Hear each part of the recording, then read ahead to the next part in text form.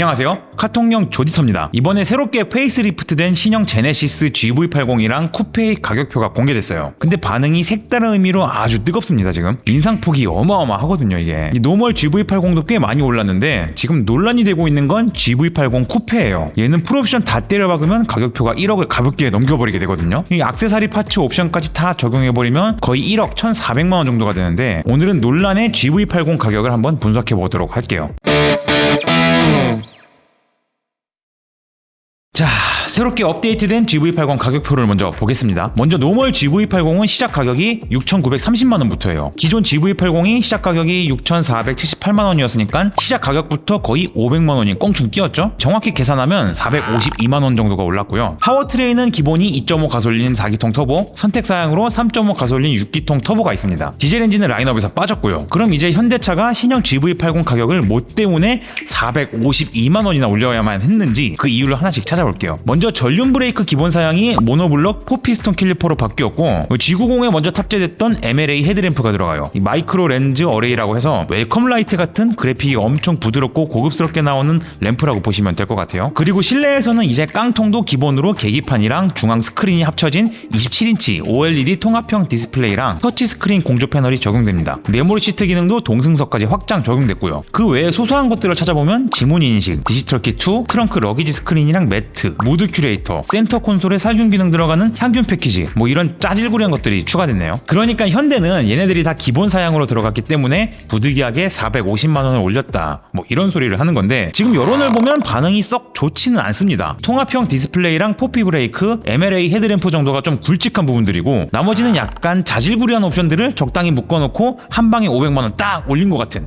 그런 그림이에요. 특히 러기지 스크린이랑 매트, 이건 원래 40만원짜리 아웃도어 패키지로 있었던 건데 진짜 안 팔리는 무쓸모 옵션이었거든요. 그래서 이참에 그냥 은근슬쩍 강제로 끼워 넣은 그런 느낌이 강하죠. 이것 때문에 가격이 450만원, 500만원씩 올랐다고 얘기를 하면 과연 사람들이 이걸 합당하게 생각할까 싶은데, 아마 대부분의 사람들은 미쳤냐, 총 맞았냐, 너무 비싸다, 이런 반응이 대부분이 아닐까 싶습니다. 저도 개인적으로 이번 가격 인상은 너무 과하다 싶은데, 근데 한 가지 좀 의미 있는 포인트가 있긴 있어요. 사람들이 쉽게 간과할 수 있는 부분인데, 이번에 탑재된 27인치 통합형 디스플레이가 OLED라는 점입니다. 지금까지 현대기아차에 들어간 디스플레이는 전부 LCD였거든요. 근데 최근에 LG랑 현대차가 협력 관계를 긴밀하게 가져가기 시작하면서 이 OLED 디스플레이를 이제 제네시스에도 납품을 하게 된 거예요. 어떤 분들은 OLED가 수명이 짧기 때문에 오히려 단점이 될 수 있다고도 하는데, 이 자세히 살펴보면 그렇진 않습니다. 보통 스마트폰이나 태블릿 같은 소형 가전에 들어가는 OLED가 기존에는 싱글 스택 구조를 가지고 있었거든요. 근데 LG에서 차량용으로 납품하는 OLED 같은 경우는 발광층을 2개로 쌓는 투 스택 텐덤 구조를 가지고 있어요. 이게 싱글 스택 대비해서 에너지를 효율적으로 분산시키기 때문에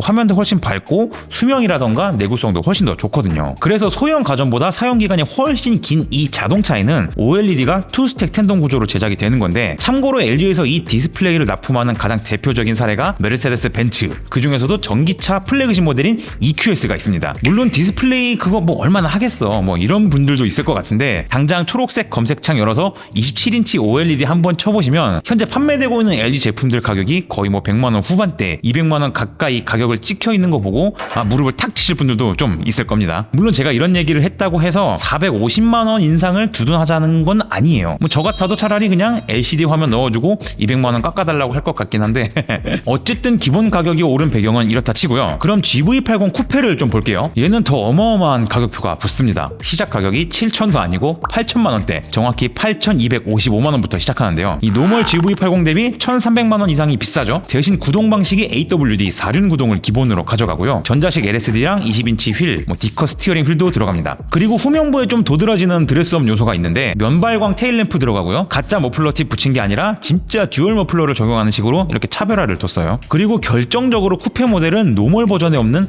3.5 터보 마일드 하이브리드 파워트레인을 선택할 수가 있어요. 이게 제일 중요한 차이점인데, 대신 이 마일드 하이브리드를 선택하게 되면 추가 금액이 935만원이 붙습니다. 기본 가격이 무려 890만 원부터 시작해요. 즉 GV80 쿠페는 디자인만 쿠페인 게 아니라 4륜 구동에 화려해 보이는 스펙을 많이 붙여놔가지고 노멀 GV80과는 좀 급을 나눈 좀 더 특별한 차로 포지셔닝을 한 거죠. 이걸 토대로 그럼 풀옵션 사양 가격도 한번 정리해볼게요. GV80 3.5 터보 노멀 버전 6인승 모델로 옵션 다 추가하면 9,950만 원이 나오고요. 여기에 전동 사이드 스텝이라던가 휠캡, 보호 필름 같은 액세서리 파츠까지 다 붙이면 풀옵션 가격은 정확히 1억 814만 원이 나와요. 가격 살벌하죠. GV80 쿠페의 경우 3.5리터 마일드 하이브리드 기준으로 옵션 모두 추가할 때 1억 840만 원, 그리고 앞서 말한 액세서리 옵션 다 붙이면 1억 1,464만 원이 GV80 쿠페 풀옵션 최종 가격이 됩니다. 이거 좀 당황스러울 정도의 금액인데 1억 초반대를 찍는 가격이 나오니까 자연히 프리미엄 수입차 브랜드랑 비교를 하게 되더라고요. 우선 가격이랑 체급을 고려한다면 당장 물망에 오르는 게 벤츠 GLE 쿠페,